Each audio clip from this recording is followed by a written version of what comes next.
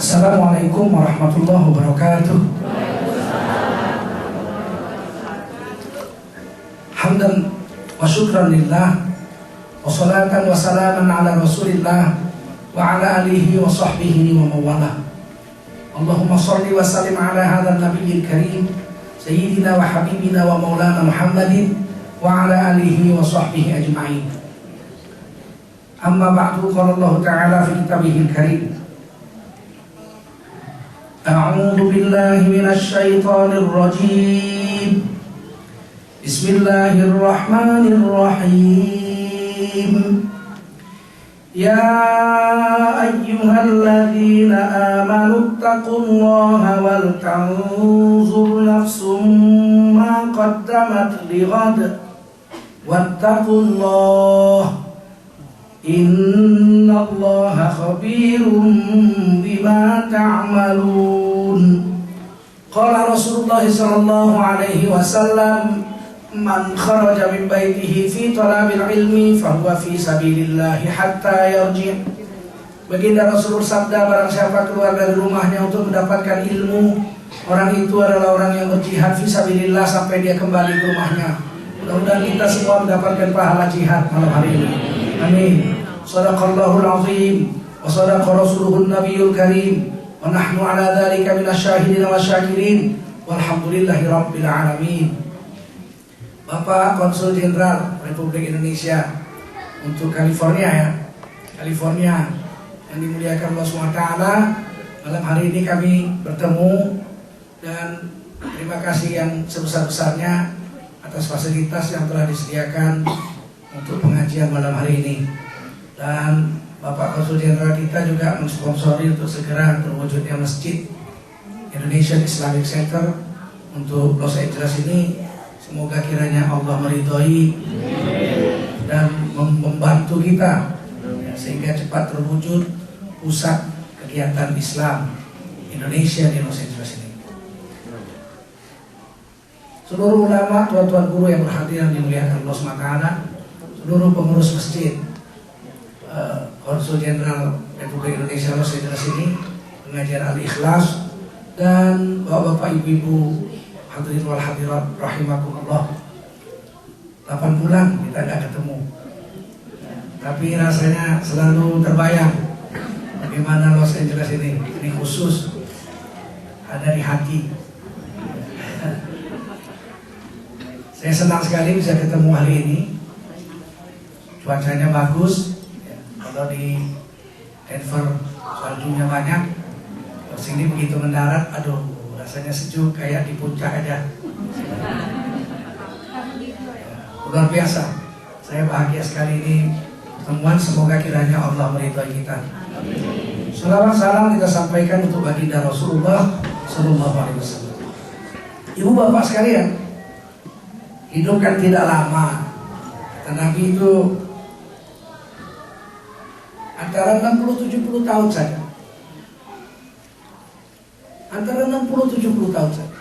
Sedikit sekali kata Nabi, umatku itu yang lebih dari 70 tahun. Sedikit sekali. Kalaupun ada yang lebih dari 70 tahun sudah gak produktif. Mau kawin lagi pun gak bisa 70 tahun. Repot. Usia produktif itu segitu lah. 70 tahun lebih dari itu sudah repot. Dan kita itu dipotong balik itu 12-14 tahun dipotong balik. Ya dihitung. Jadi kalau 60 umur kita, 14 tahun sudah habis potong balik. Tinggal berapa itu? 46 tahun. 46 tahun dipotong tidur 20 tahun. Satu hari tidur 8 jam. Dipotong tidur, kalau 60 tahun 8 jam kita tidur, 24 jam sehari semalam, 8 jam tidur, berarti sepertiga umur kita untuk tidur. Jadi kalau umur 60, 20 tahun tidur aja. 14 tahun balik, 34 tahun sudah habis dari 60 tahun itu. Belum lagi macet di jalan tuh. Kalau di Jakarta macetnya bisa 5 jam sehari itu, pergi kerja 3 jam, pulang 2 jam, 5 jam. Itu macet di jalan. Belum lagi Buang air besar, buang air kecil. Belum lagi geliti-gelitian sama istri. Akhirnya praktis ibadah kita selama 60 tahun itu kalau ditotal dikumpulin jadi satu, paling 2 tahun. Paling 2 tahun. Itulah seumur hidup kita. Sholat paling kalau 5 kali sholat 8 menit baru 40 menit sholat. Sehari itu cuma sholat 40 menit. Sedangkan sehari semalam 24 jam kali 60 menit 1440 menit. 40 menit cuma untuk sholat, 40 menit, 1400 menit lagi. Tidurnya tadi udah 8 jam, ya kan? Kali 60 menit, berapa sudah itu? Habis gitu aja umur. Kalau 2 tahun ibadah kita di total dari 60 tahun kita minta surga, malaikat ketawa. Lu minta apa? Kata malaikat di hari kiamat, minta surga. Lu ibadah cuma 2 tahun dari 60 tahun. Lebih lama lu buang air besar daripada sholat. Aduh, kalau itulah yang kita harap, ibadah kita itu beratlah harapan masuk surga, berat. Oleh karena itu tak bisa dengan hanya ibadah sholat itu kita andalkan untuk masuk surga, tidak bisa. Makanya Al-Quran mengatakan ibadah itu enggak waktu sholat aja. Wa ma khalaqtul jinna wal insa illa liya'budun. Tidak kujadikan manusia dan jin melainkan 24 jam itu harus semuanya dihitung ibadah. Mana caranya? Caranya cuma satu, ikut contoh Rasulullah SAW. Nah itu sering saya bilang di mana-mana. Buang air besar itu bisa jadi ibadah kalau cara buang air besarnya kayak Rasulullah. Masuk kaki kiri, waktu masuk WC-nya baca doa Allahumma inni a'udzubika minal khubuthi wal khaba'ith. Waktu buang airnya jongkok, kemudian istibroh. Begitu, istibroh namanya itu. Kemudian cuci dengan air istinja. Kemudian tutup aurat sempurna, keluar dari kamar mandi, langkahkan kaki kanan, baca doa alhamdulillahilladzi adhaba 'anil adha wa afani. Selama di WC dihitung ibadah. Kalau satu hari sekali, setahun 365 kali. 10 tahun 3650 kali. 60 tahun. Wah, disuruh buka. Iqra kitabak, kata malaikat di hari kiamat. Baca kitab amalmu, dibaca. Buang air besar, buang air besar, buang air besar, buang air besar. Tapi karena caranya cara Rasulullah itu dihitung ibadah. Mungkin satu-satunya ibadah yang ikhlas cuma buang air besar. Yang lain gak ikhlas. Suruh sedekah ngasih $20 aja gemeternya setengah jam. Tapi kalau buang air besar nggak ada yang nggak ikhlas. Malam ini baru makan beef stick, besok buang air besar, udah dibuang, trek, siram, trek, udah nggak ada diperiksa lagi kan. Kemarin beef stick masih ada bekasnya nggak? Nggak ada. Makanya tak usah, tidak bisa diandalkan hanya sholat. Sholat itu tiang agama. Tapi agama bukan hanya sholat. Betul, sholat itu tiang agama. Tapi agama bukan hanya sholat. Ikuti sunnah Rasul. Itu kalau kita buang air besar. Belum lagi tidur tuh. Masya Allah kalau tidur cara Rasul, wudhu dulu. Kemudian kita mau tidur tuh bacalah apa yang bisa dibaca. Fatihah, Qul ya kafirun, Qul huwallahu, Qul a'udzu falaq, Qul a'udzu binnas, zikir subhanallah 33 kali, alhamdulillah 33 kali, Allahu akbar 33 kali. Itu seluruh letih lesu tubuhnya itu diobati dengan bacaannya itu. Begitu dia bangun seger. Makanya kiai-kiai kan seger terus kan. Saya ini dari tadi subuh nih. Dari tadi subuh terus ceramah dengan anak-anak dan orang tua di Denver. Selesai jam 2 terus ke airport, terbang sampai sini ceramah lagi sini. Seger aja. Enggak, saya nggak minum kuku bimater enggak. Tidak minum itu, tapi ada satu kekuatan yang Allah berikan. Jadi apa itu sebelum tidur zikir-zikir. Habis itu tidur lereng kanan, baca doa bismika Allahumma ahya wa amut. Selama tidur hitung ibadah.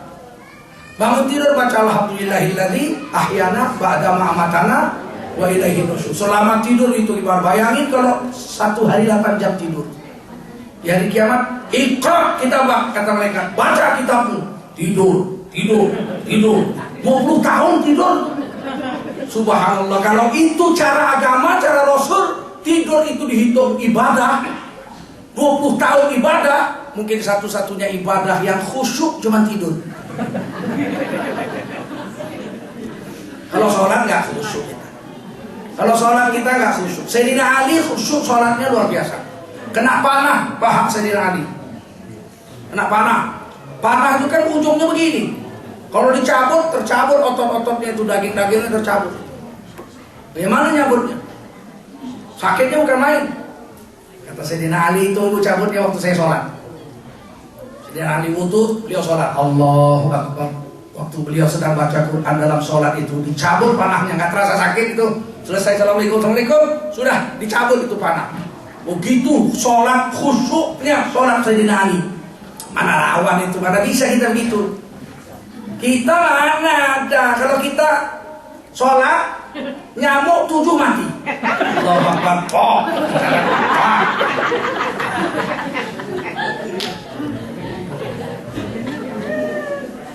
Jangankan cerita anak panah, nyamuknya nyokot istilahnya gigit, mati itu nyamuk. Kita nggak sampai situ, tapi minimal lah. Kalau kita tidur cara Nabi, tidur itu dihitung ibadah. Satu-satunya mungkin ibadah yang khusyuk cuman tidur. Kalau sholat mana? Kita sholat masih ngadirkan anjing. Sholat kita mulut baca Fatihah, Allahu Akbar, Bismillahirrahmanirrahim, Alhamdulillahirabbil alamin, Arrahmanirrahim. Mulut baca Fatihah, tapi hati menghadirkan anjing. Benar? Allahu Akbar, mulut baca Fatihah, tiba-tiba dengar suara anjing gonggong. Wah, itu anjing si Joni. Wah, ngeri itu, warnanya coklat, giginya gede-gede. Ntar gua pulang lewat sono dikejar sama anjing tuh, muter lewat sono dah. Sholat masih menghadirkan anjing. Bagaimana sholat begini mau diterima Allah coba? Mau merubah, bisa tanha anil fahsya wal munkar, mencegah keji dan munkar. Sholat masih menghadirkan anjing. Kadang-kadang sholat kita ngarang cerpen. Allahu Akbar, cantiknya Susi itu. Bibir merah pula, aduh. Allahu Akbar, kok dapat sama aku dia jadi istri. Aduh, orang kaya lagi anak menteri.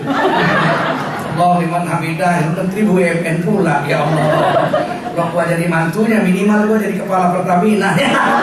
Assalamualaikum warahmatullahi wabarakatuh. Ya, sholat garang cerpen. Maka karena itulah kita tidak bisa mengandalkan hanya ibadah-ibadah gitu aja. Kita mau seluruh gerak kita itu sesuai dengan maunya Allah SWT. Apa yang dimaukan oleh Allah ditulis di Quran. Laqad kana lakum fi Rasulillahi uswatun hasanah. Telah ada contoh, dari example in the Prophet sallallahu alaihi wasallam. Sudah ada contoh pada diri Rasulullah SAW. Untuk apa? Untuk kita tiru. Tiru aja, tiru selesai. Insyaallah ya Bu, ya Pak ya.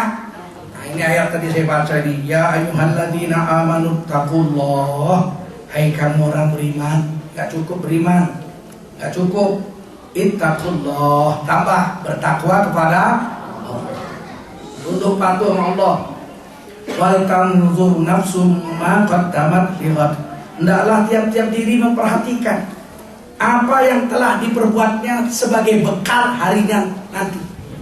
Jadi kita ini mikir nih, sekarang ini saya ini kalau mati, kira-kira setelah mati, apakah saya selamat apa enggak itu setelah mati saya itu. Karena kita nggak mikirin hidup ini aja. Hidup ini Bu, banyak tipu. Banyak apa? Banyak tipu. Wa mal hayatud dunya illa mata'ul ghurur. Ini dunia nipu. Sedang gurau belakang nipu lagi. Ibu gak usah percaya. Apalagi mulut laki-laki. Apalagi mulut seniman. Percaya ibu mulut seniman. Mulut seniman itu manis saja. Enggak betul-betul itu, main-main aja itu. Namanya dunia. Seniman begitu kalau sama pacarnya. Bila kamu di sisiku, hati hati rasa syahdu. Kayak bener gitu. Satu hari tak bertemu, hati rasa rindu. 4 juga istrinya.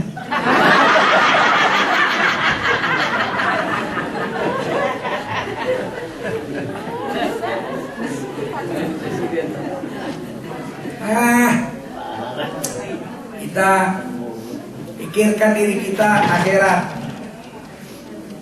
Jangan mau digombal sama dunia ini. Dunia ini gombal tuh. Dunia ini panggung sandiwara, ceritanya mudah berubah. Betul nggak?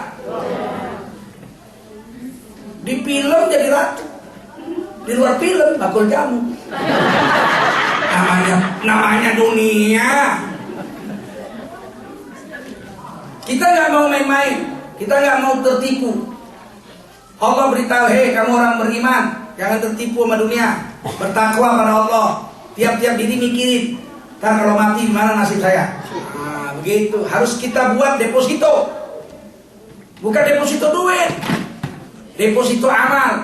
Yang kalau kita mati, amalnya ngalir terus. Kalau kita mati, amalnya ngalir. Sholat mati berhenti, habis lah. Begitu mati mana bisa lagi sholat. Kalau ada orang udah mati sholat, istrinya pun kabur.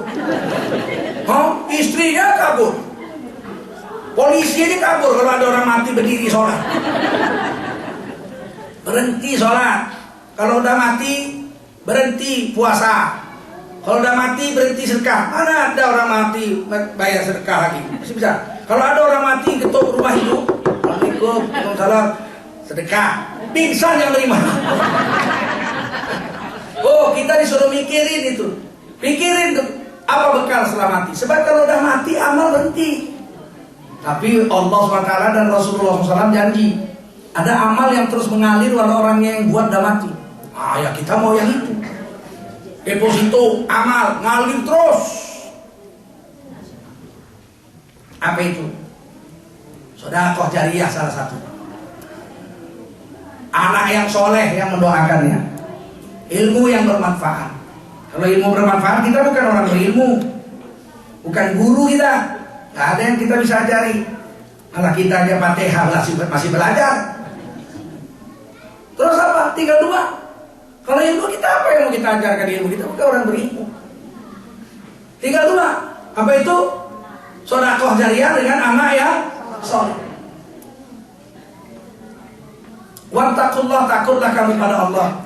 Innallaha khabirum bima ta'malun. Sesungguhnya Allah tuh mengetahui apa yang kamu kerjakan.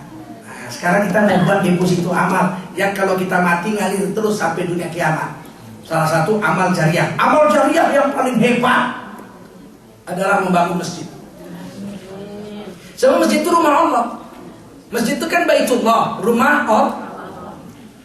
Kita membangun rumah Allah. Subhanallah. Rumah apa masjid rumah Allah? Iya. Masjid itu bait min buyutillah, salah satu daripada rumah-rumah Allah. Tapi bukan berarti Allah tinggal di situ. Tinggal di situ pula, tulis surat pula kepada Allah Subhanahu wa taala, ya kan? Ini istri mau melahirkan, kontrakan habis. Tolonglah ya Allah, minta duit begitu. Pernah kejadian itu zaman dulu beberapa tahun yang lalu di Indonesia. Ada orang susah bener, utang sana sini nggak diberi. Istrinya mau melahirkan, anaknya mau sekolah, kontrakan habis. Cari sana cari sini nggak dapat. Akhirnya putus asa, tulis surat kepada Allah Subhanahu wa taala dimanapun berada. Tulis, ya Allah, aku hambamu. Aku tahu kau mengetahui keadaan diriku yang sedang terpepet. Istri mau melahirkan, rumah kontrakan habis, anak mau ujian harus bayar uang ujian. Saya perlu duit ya Allah. Semuanya total 5 juta. Berilah ya Allah, Engkaulah Maha Penguasa seluruh alam semesta. Kirim duit suratnya ke pos. Tukang pos bingung.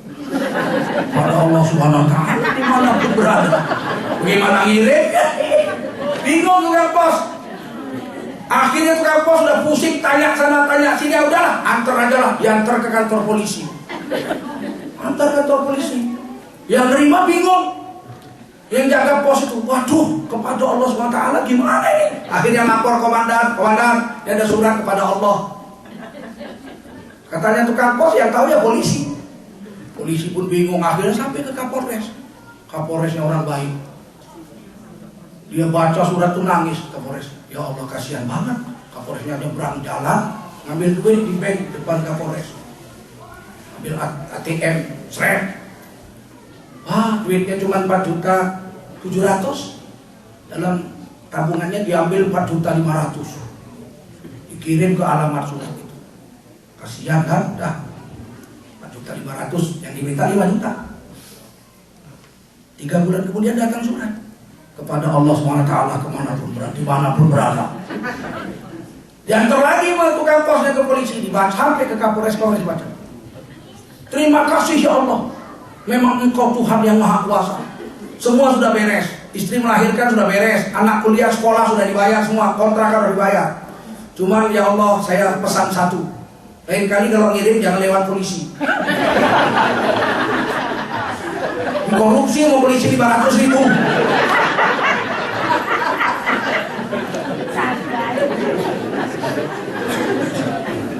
Udah polisi baik begini masih disangka jelek juga ya. Memang nasib polisi itu kasihan. Baik ini begitu nih Pak. Makanya jangan sangka jelek sama polisi Bu. Polisi itu nggak semua jahat. Apalagi polisi Republik Indonesia. Polisi terhebat sedunia, polisi Republik Indonesia. Kenapa? Bisa nangkep 3 nabi.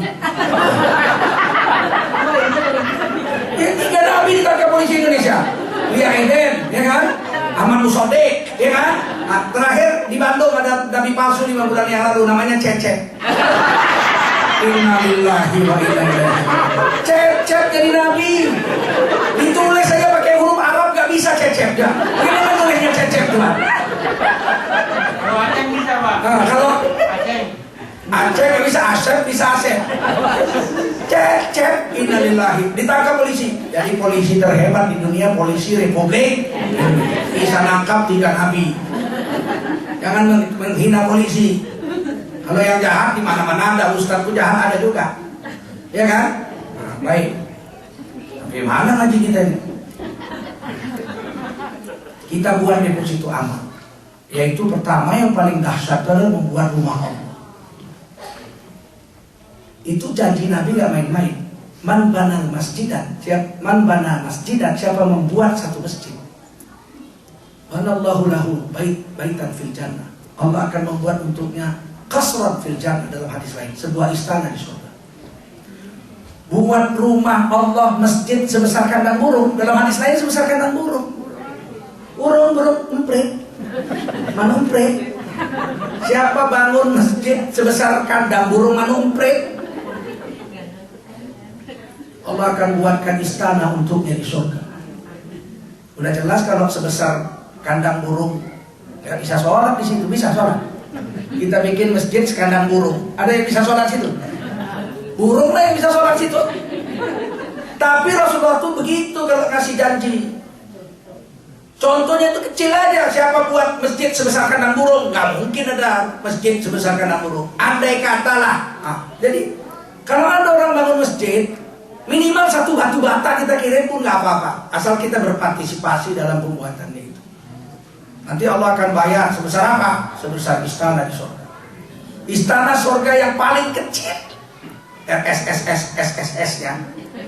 Kalau di dunia kan, kalau di Indonesia rumah yang paling kecil itu RSS, SSS. Apa itu? Rumah sangat sederhana sekali sehingga selonjor saja pun susah.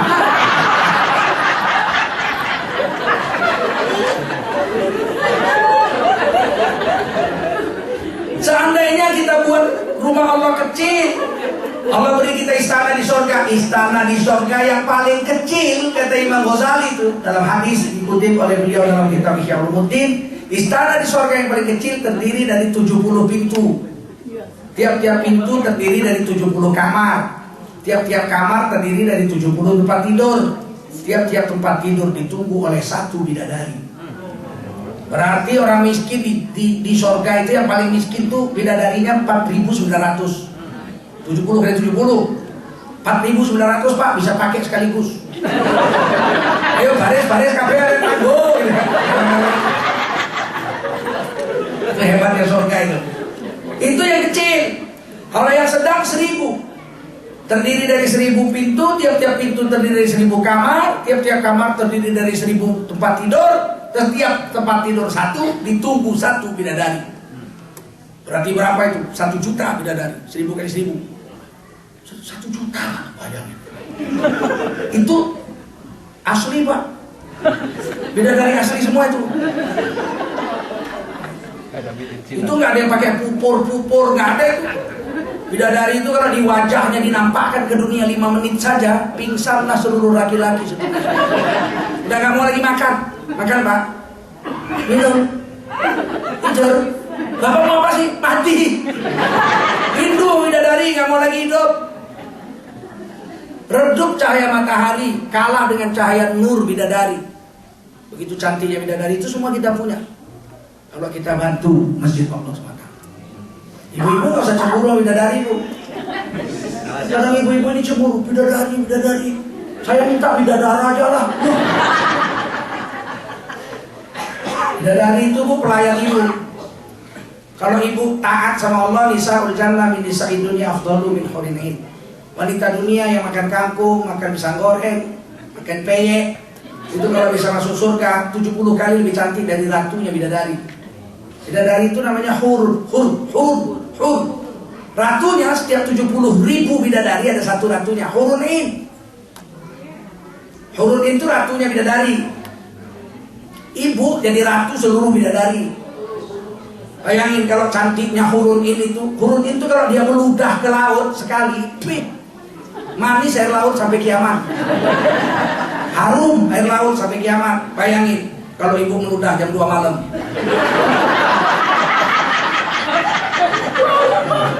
Tujuh minggu masih terasa masuk angin. Tapi ibu nanti jadi ratunya bidadari itu. Bidadari itu pelayan ibu. Maka kalau dikatakan dalam satu kitab, orang akan mangap lihat bidadari 70 tahun. Dari penjaga taman. Itu dia kalau lihat istrinya bisa mangap 4.900 tahun. Bener, disentuh sama istrinya. Nah, besok aku bojomu Mas. Wah diem. Ngapain main? Wih dia lele pendek tong dia pesek. Tapi ayu nih. Wih itu surga Mas, orangnya mau lele. Kita mau dapat deposito itu. Ibu mau dapat jadi ratu bidadari.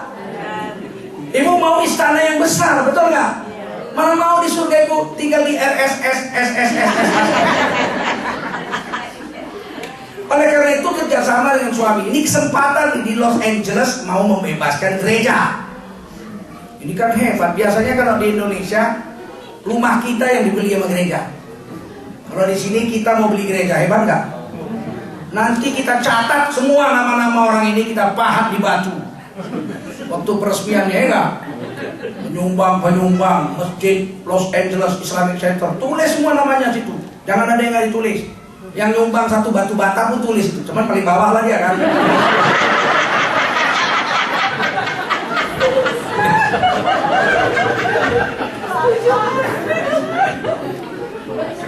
Ini nanti jadi deposito amal Bu. Sholat kita nih kalau kita umur 60 mati, sholat kita berhenti habis 60 tahun habis mati. Tapi kalau kita bangun masjid, itu mengalir terus itu pahalanya. Selama orang di masjid itu masih sholat, kita ngalir terus sama kita. Dan berapa orang yang sholat bukan satu. Kalau kita kan sholat kita cuma satu hari cuma 5 kali, betul nggak? Mana mungkin di double, subuh double aja yuk 10 kali sambil sport. Nggak bisa. Sholat subuh 10 kali aja 20 rakaat sambil sport, nggak bisa. Sholat cuma 5 kali sehari, betul? Tapi kita bisa dapat sholat 100 kali sehari kalau kita ikut bangun masjid. Sempat di masjid itu ada 100 orang yang sholat, 500 sholat sehari sama kita. Kita udah mati. Terus data pahala 500 karena ada 100 orang yang sholat setiap hari. Disuruh kita baca kitab kita sama mereka. Iqra kita mah di hari kiamat. Baca kitabmu. Baca kaget. Ya Allah, umurku cuma 60. Saya 60 tahun mati. Kok bisa ada pahala sholat mengalir setiap hari 100 sampai 300 tahun? Saya 60 udah mati, saya.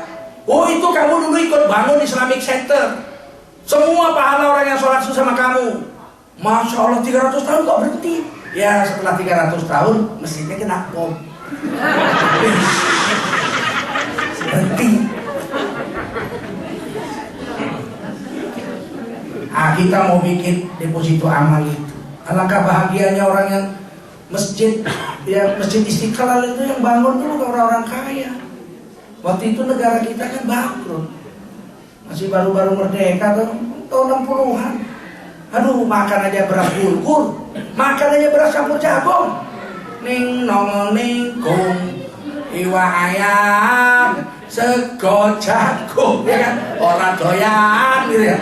Ada nyanyinya dulu itu, ya kan? Saya masih ingat tuh, ning nong ning kung iwa ayam sego jagung orang doyan gitu kan. Soekarno marah sekali kalau kita nyanyi itu. Dan dalam keadaan susah begitu, orang Indonesia berhasil membangun sebuah masjid terbesar se-Asia Tenggara. Disebut Masjid Istiqlal, Masjid Kemerdekaan. Itu negara kita sedang bangkrut. Perang melulu. Soekarno itu pemerintah presiden paling sengsara. Seluruh Indonesia berontak lawan Soekarno. Aceh merontak, ya kan? Sumatera Utara merontak, Sibolon, Aceh Tengku Daun Bere, Sumatera Barat merontak, Saripudin dan kawan-kawan, ya kan? Jawa Barat merontak, Kartosuwiryo itu kawan akrabnya seguru itu. Belum lagi Sulawesi, belum lagi RMS Maluku berontak semua. Belum lagi Belanda mau masuk lagi kemari. Indonesia berontak terus, tapi berhasil mendirikan sebuah masjid terbesar se-Asia Tenggara. Justru sekarang Indonesia sudah adil makmur, panjang punduk, maripah lo jinawi, toto tentrem kertora hancur. Merehab Istiqlal aja gak ada duit. Itu Istiqlal itu aduh, wudhunya aja primitif. Yang bangun kebetulan orang Kristen, Silaban namanya, karena orang Indonesia nggak ada yang Islam waktu itu yang sanggup membangun gedung sebesar itu. Yang sanggup cuma satu, Silaban, dia orang Kristen nggak ngerti. Dikiranya kalau wudhu itu kalau airnya muncrat bagus, padahal wudhu itu yang penting airnya mengalir biar kecil. Tapi karena dia nggak Islam, buka sedikit tuh keran Istiqlal tuh langsung basah kain kita. Sampai sekarang belum direhab-rehab. Yang kita perlu ambil semangat orang Indonesia zaman itu, bisa bangun masjid terbesar se-Asia Tenggara dalam keadaan duit gak ada. Kita lihat Los Angeles itu kalau orang miskin, baju ibu-ibu niru mahal-mahalnya, belum lagi buka dikit tuh kerabunya. Ini emasnya kan dipakai semua, kalau dipakai semua melet. Kalau kalung emas dipakai melet ini. Kenapa? Keberatan 2,5 kilo. Kumpul duit. Kita jangan sampai kalah. Los Angeles 50.000 orang Indonesia, ya kan? 50.000 orang, 5.000 aja. 5.000 aja kali 1 juta udah 5 miliar. Loh, 1 juta mana ada duit? 1 juta setahun. Ibu utang, cicilin sama kawan ibu 1 juta utang untuk masjid 1 juta, cicilin 80.000 sebulan. Setahun kan lunas. Jangan utangnya sama masjid, utang sama orang. Kasih ke masjid 1 juta, 5 miliar. Apa susah cari duit? Gak susah. Kadang-kadang orang Islam ini bukan gak ada duit, pelit. Duit banyak, pelit. Merokok mau, nyumbang gak bisa, nyumbang gak ada duit, susah. Ini namanya kerja merantau. Ada duit tapi rokok di Samsung. Aduh, ibu-ibu pun gitu, mana ada duit tapi kalungnya kerincing-kerincing. Kalau 3 buka 1, begitu. Kalau 10 buka 5, begitu. Kenapa? Saya mau beli istana di surga dan saya mau buat deposito untuk amal, ladang amal setiap bulan supaya kalau saya wafat mati mengalir terus pahala. Bisa insya Allah ya Bu. Nanti kalau meresmikan masjidnya nanti saya datang lagi sini. Meresmikan lagi, ya kan? Insya Allah masih hidup saya datang. Jadi kita ngaji lagi, kita sholat lagi. Sholat Jumat pertamanya biar saya khutbah Jumatnya nggak apa-apa, mau saya. Kalau ongkos nggak ada dari sini, saya cari ongkosnya kemari. Pokoknya kita ketemu lagi, masjid harus berdiri.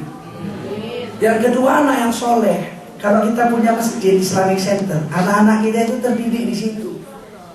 Di halamannya kita bikin lapangan bola basket. Memang lapangan bola basket untuk anak-anak remaja Indonesia, tapi di halaman masjid. Selesai dia main basket, dia sholat zuhur.